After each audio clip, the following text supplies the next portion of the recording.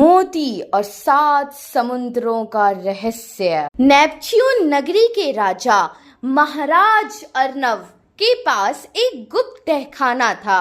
वहाँ हजारों सालों का इतिहास पत्थर की किताबों पर लिखा था।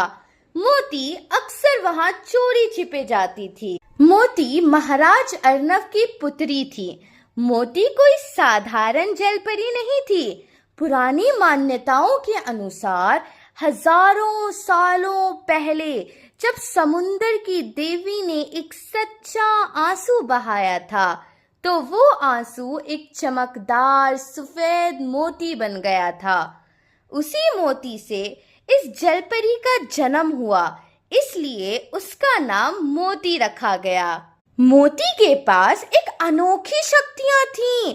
वो पानी के अंदर सांस लेने के साथ साथ पानी की हर बूंद की याददाश्त को महसूस कर सकती थी, लेकिन वो ये नहीं जानती थी कि उसका असली मकसद क्या है। एक रात उसे एक ऐसी किताब मिली जिसका पन्ना सोने का था।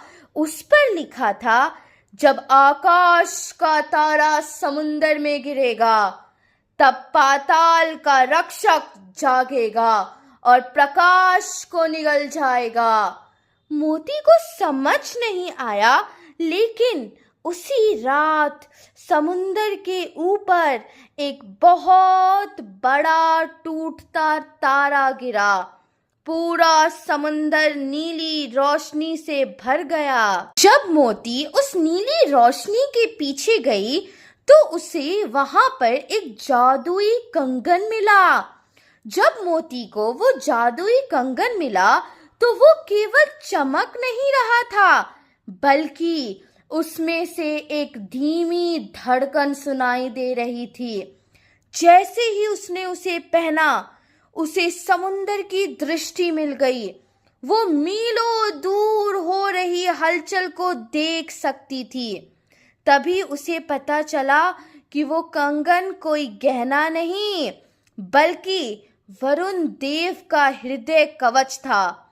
इसे केवल वही पहन सकता था जिसके दिल में रत्ती भर भी स्वार्थ ना हो। कंगन ने मोती को एक प्राचीन चेतावनी दिखाई। ऑक्टो अकेला नहीं था, उसके पीछे एक काली सेना थी जो सदियों से इस पल का इंतजार कर रही है। मोती ने राजा अर्नव को उस चेतावनी के बारे में बताया। राजा अर्नव ने मोती को बताया कि ऑक्टो को हराने के लिए उसे अपनी शक्तियों को पूर्ण करना होगा, जिसके लिए उसे 3 अभिशप्त द्वारों को पार करना होगा। पहला द्वार आंसुओं की झील।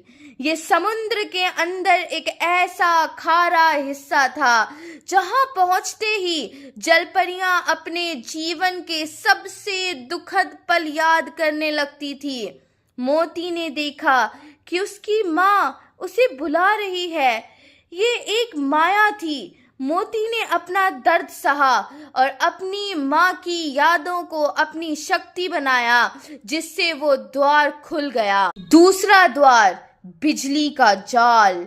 यहाँ पानी में हजारों वोल्ट की जादुई बिजली दौड़ रही थी। मोती ने कंगन की शक्ति से पानी को बर्फ में बदल दिया और एक सुरक्षित रास्ता बनाया। तीसरा द्वार सत्य का दर्पण। यहाँ मोती को अपने ही डरावने रूप का सामना करना पड़ा।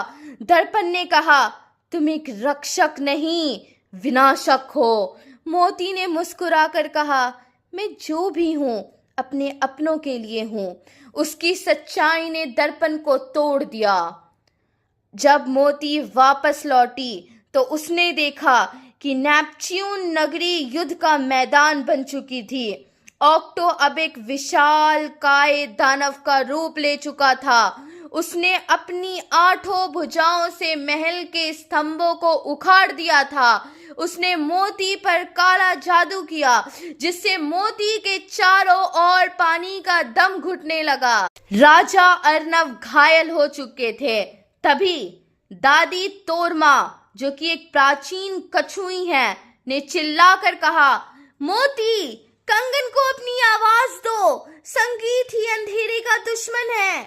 I sing to the abyss, let the melody break. The ink turns to ash for my kingdom's sake. A golden whale rises from the throat of the night, turning the shadow into blinding white. Oh, I am the echo of the seventh sea, bound to the depths yet finally free. मोती ने अपनी आंखें बंद की और अपनी पूरी आत्मा से एक दिव्य गीत गाया। जैसे जैसे वो गाती गई, कंगन से निकलने वाली रोशनी ने एक विशाल सुनहरी वेल का रूप ले लिया। ऑक्टो ने अपनी स्याही से मोती को पूरी तरह ढक लिया, लेकिन मोती की गीत की गूंज ने उस स्याही को जलाकर राख कर दिया। मोती ने कंगन की शक्ति को अपने त्रिशूल में उतारा और उससे सीधा ऑक्टो के केंद्र में दे मारा। एक बहुत बड़ा धमाका हुआ। रोशनी इतनी तेज थी कि कुछ पल के लिए पूरा समंदर सफेद हो गया। जब रोशनी शांत हुई, ऑक्टो एक छोटी सी बेबस मछली में बदल चुका था। नेपच्यून नगरी बच गई थी, लेकिन मोती अब बदल चुकी थी। कंगन अब उसकी खाल का हिस्सा बन गया था।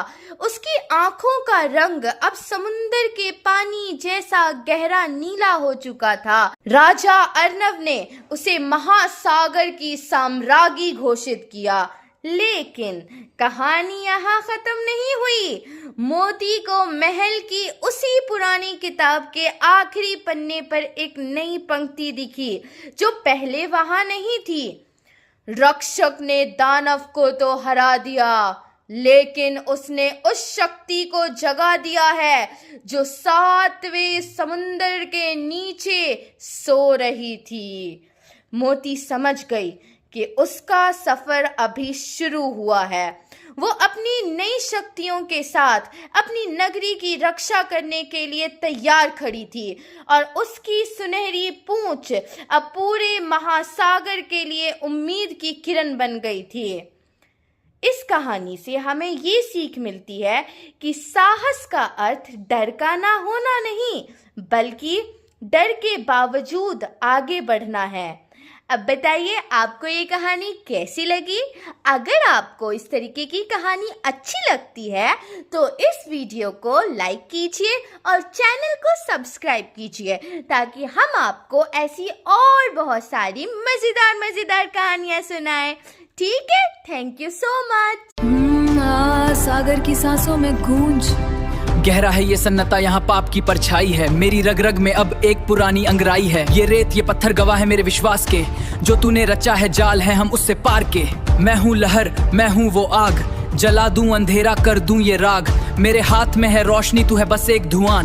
नीलम सी आंखों में अब बदल रहा समान, तू जल के राख होगा जब छेड़ेगी ये जान। मैं हूँ सागर की रानी, मैं हूँ अभिमान।